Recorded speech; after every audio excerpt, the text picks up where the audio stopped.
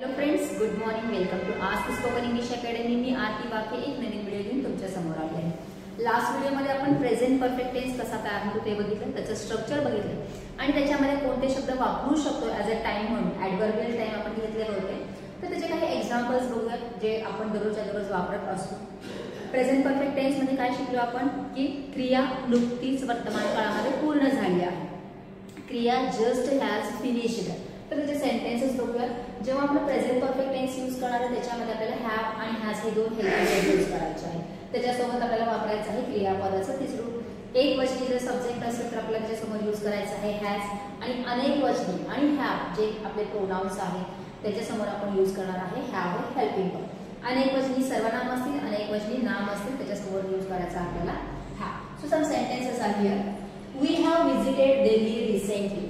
बघायला गेलं तर प्रेझेंट परफेक्ट टेन्स मध्ये आपल्याला टाइम फ्रेमची गरज नाहीये, पण काही शब्द आपण वापरू शकतो. ज्याच्यामधला शब्द आहे रिसेंटली, नुकतंच. We have visited Delhi recently. नुकतंच आम्ही दिल्लीला भेट दिली आहे या अर्थाने. वी अनेक वचन असल्यामुळे हॅव यूज केलेला आहे. व्हिजिट क्रियापदाचं पण रूप त्याला आपण ईडी प्रत्यय लावलेला आहे. I have already planned about his birthday party. Again इथे आपण टाइम घेतलेला आहे बघा ऑलरेडी. ऑलरेडी म्हणजे अगोदरच. त्याच्या बर्थडे पार्टीचं मी ऑलरेडी प्लॅन केलेलं आहे. Isha has done all her works. ईशाने तिची सगळी कामं केली आहेत. Train has just left the platform. परत आपण वापरलेला आहे जस्ट हा शब्द. जस्ट म्हणजे आताच रेल्वे प्लॅटफॉर्मवरनं निघाली आहे. DMart has announced 6% discount for Diwali festival. डीमार्टने दिवाळी उत्सवासाठी 6% डिस्काउंट घोषित केलं आहे. डीमार्ट एक वचन असल्यामुळे हॅज यूज केलेला आहे.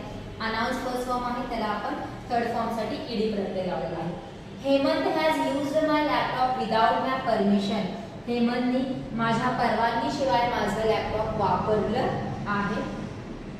Indian team has won the match. भारतीय संघाने सामना जिंकला आहे. विनचं थर्ड रूप आहे won. Trainer has trained the freshers. ट्रेनरनी फ्रेशर्सला ट्रेनिंग दिली आहे. ट्रेन इथं पण दिसतंय, इथं पण दिसतंय, पण trainer is a profession and train is a work.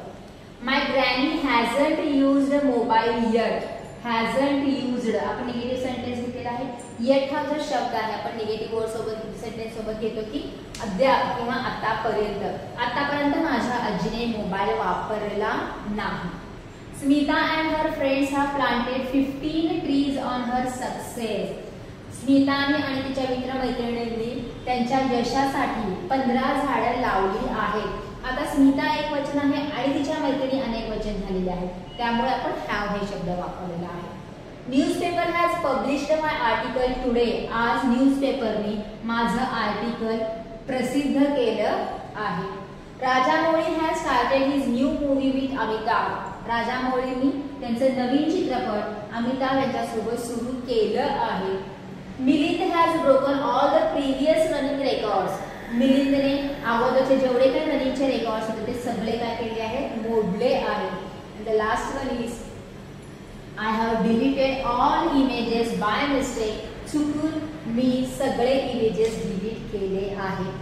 ह्या सगळ्यामध्ये जर काय बघितलं असेल तर ते आहे V3 क्रियापदाचं तिसरं रूप. जसं व्हिजिटचं झालं व्हिजिटेड, प्लानचं झालं प्लान्ड, डूचं झालं डन, लिव्हचं झालं लेफ्ट, अनाउन्सचं झालं अनाउन्स्ड, यूजचं झालं यूज्ड, विनचं झालं वन, ट्रेनचं झालं ट्रेन्ड, अगेन यूजचं झालं यूज्ड, प्लांटचं झालं प्लांटेड, पब्लिशचं झालं पब्लिश्ड, स्टार्टचं झालं स्टार्टेड, ब्रेकचं झालं ब्रोकन आणि डिलीटचं झालं डिलीटेड. ह्यांच्या अगोदर आपण काय वापरलेलं आहे तर हॅव आणि हॅज हे दोन हेल्पिंग वर्ब वापरलेले आहेत.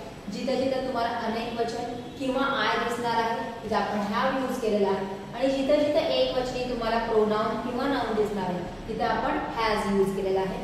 क्रिया वर्तमान काळामध्ये नुकतीच पूर्ण झालेली आहे हे सांगण्यासाठी आपण प्रेझेंट परफेक्ट टेन्सचा वापर करतो. So this is for today. अशा प्रकारचे वेगवेगळे सेंटेन्सेसची प्रॅक्टिस करा. तुम्ही बोलत असताना खूप सारे असे सेंटेन्सेस बोलता. मराठीचं तो आत्ताच गेलाय, त्याने आत्ताच मला सांगितलंय, त्याचा फोन आलाय, हे जे बोलतो ते सगळं याच्यामध्ये ते आलाय गेलाय बसलाय म्हणजेच आला आहे, गेला आहे आणि बसला आहे या अर्थाने बोली भाषेमध्ये आपण गेला आहे, खाल्लो आहे, विचारलं आहे असं न बोलता आपण विचारलाय, सांगितलाय, बोललाय असं बोलतो. दोन्हीचा अर्थ एकच आहे. दोन्हीमध्ये आपल्याला सेमच कन्सेप्ट यूज करायचे आहे. प्रेझेंट परफेक्ट टेन्स म्हणजेच हा सोबत आपल्याला V3 यूज करायचा. काही सेंटेन्सेस मध्ये जे अंडरलाईन केलेले वर्ड्स ते यूज करू शकतो, अदरवाईज दुसऱ्या टाइमची या वाक्यामध्ये गरज नाही. So this is for today. Screenshot काढून घ्या. स्वतःचे जे आपण दररोज बोलत असतो त्याचे सेंटेन्सेसची प्रॅक्टिस करा आणि बोलत असताना डेलिबरेटली लक्ष देऊन बघा मी कोणते सेंटेन्सेस अशा प्रकारे बोलतोय आणि त्यांना रिप्लेसमेंट द्या इंग्लिश या सेंटेन्स.